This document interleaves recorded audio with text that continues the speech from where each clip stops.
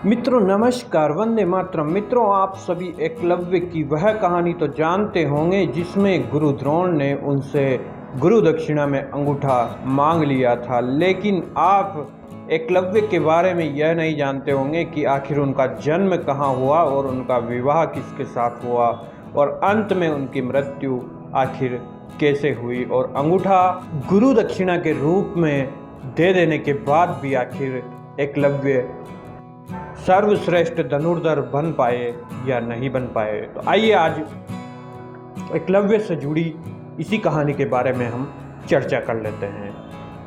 द्वापर युग में प्रयागराज के नज़दीक श्रृंगवेरपुर नामक राज्य हुआ करता था, जहाँ का राजा हिरण्यधनु नामक निषाद राज हुआ करते थे, जिनके घर एक पुत्र एकलव्य का जन्म हुआ था। निषाद राज शूद्र जाति के थे, इसलिए उन्होंने अपने राज्य का अधिक विस्तार नहीं कर पाए और शास्त्रों एवं पुराणों में निषाद जाति को नीचा माना जाता है, इसलिए उनका वर्णन कहीं कहीं ही मिल पाता है।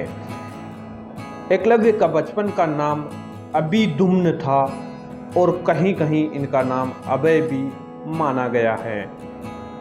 पौराणिक मान्यताओं के अनुसार एकलव्य हिरण्यधनु का पुत्र नहीं था, वह हिरण्यधनु का दत्तक पुत्र था। पौराणिक मान्यता के अनुसार उसका जन्म श्री कृष्ण के चाचा के घर हुआ था। जब पंडित ने उनकी कुंडली देखी तो उन्हें कुछ सही नहीं लगा। तब उनके चाचा ने श्री कृष्ण की बात मानकर हिरण्यधनु को एकलव्य सौंप दिया, अर्थात एकलव्य बचपन से ही क्षत्रिय था।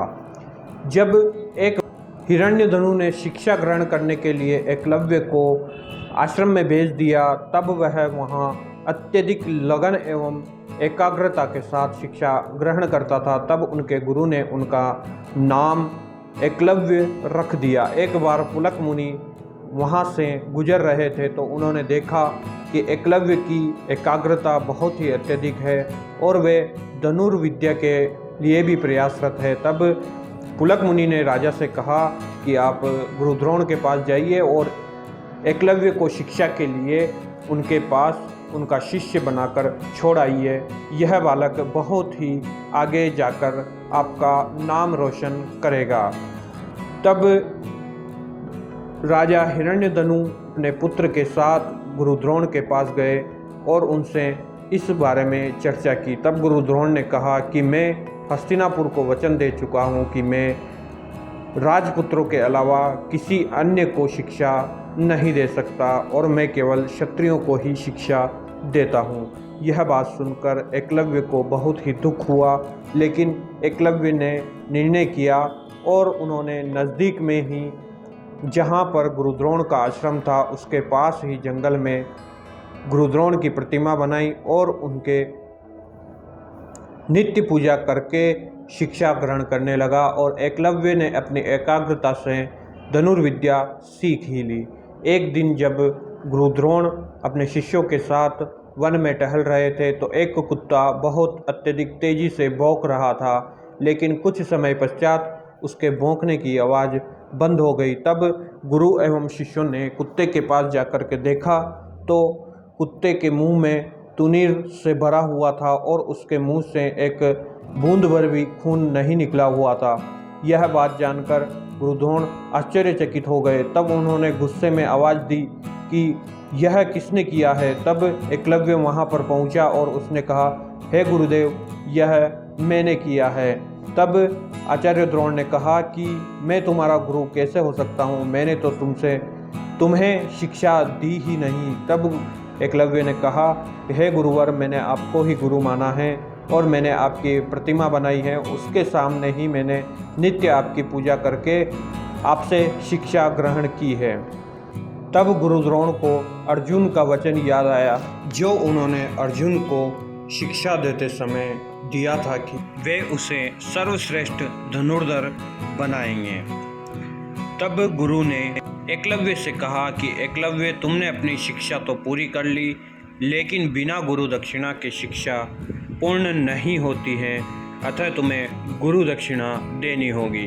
तब एकलव्य ने कहा कि हे गुरुवर, आप आज्ञा दीजिए, गुरु दक्षिणा में मुझे क्या देना है। तब गुरु ने कहा कि मुझे तुम्हारे दाहिने हाथ का अंगूठा चाहिए। एकलव्य ने तनिक भी विचार किए बिना अपनी छुरी से अंगूठा काटकर गुरु के चरणों में समर्पित कर दिया। एकलव्य का अंगूठा लेकर गुरु द्रोण की आंखों में आंसू आ गए। उन्होंने कहा कि मेरे भविष्य में बहुत से शिष्य होंगे और भूतकाल में भी मेरे पास बहुत से शिष्य थे, लेकिन तुम्हारे जैसा गुरु का आज्ञाकारी शिष्य ना भूतो ना भविष्य कभी नहीं होगा। एकलव्य श्रृंगवेरपुर लौट आया और उसने अपनी कला का प्रयोग करके धनुर्विद्या पुनः सीख ली। 4 अंगुलियों के सहारे उसने धनुष और तुनीर चलाना सीख लिया और सर्वश्रेष्ठ धनुर्धर फिर से बन गया। उनके पिता ने अपने निषाद मित्र की कन्या सुनीता से एकलव्य का विवाह करवा दिया और जब हिरण्यधनु की मृत्यु हो गई तब एकलव्य राजा बन गया। एकलव्य ने निषाद लोगों के साथ एक बहुत ही बड़ी सेना बनाई और श्रृंगवेरपुर का राजा बन गया और उसने एक समय मगध नरेश जरासंध से भी मिल गया और उनसे मित्रता कर ली।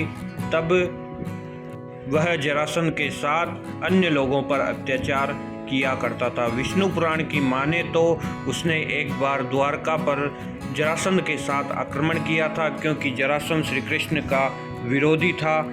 तब एकलव्य ने यादव सेना का बहुत ही वध किया और उसने यादव सेना को बहुत अत्यधिक नुकसान पहुंचाया।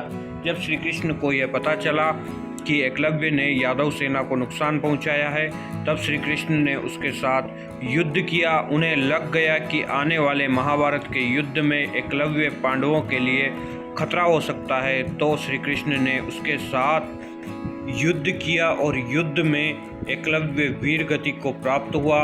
एकलव्य की कहानी आपको कैसी लगी कमेंट करके ज़रूर बताएं। और अभी भी आप अर्जुन को सर्वश्रेष्ठ धनुर्धर मानते हैं या फिर आपकी नज़रों में एकलव्य सर्वश्रेष्ठ धनुर्धर है, आप हमें कमेंट करके बताइए कि आपकी नज़रों में कौन सा सर्वश्रेष्ठ धनुर्धर है। जय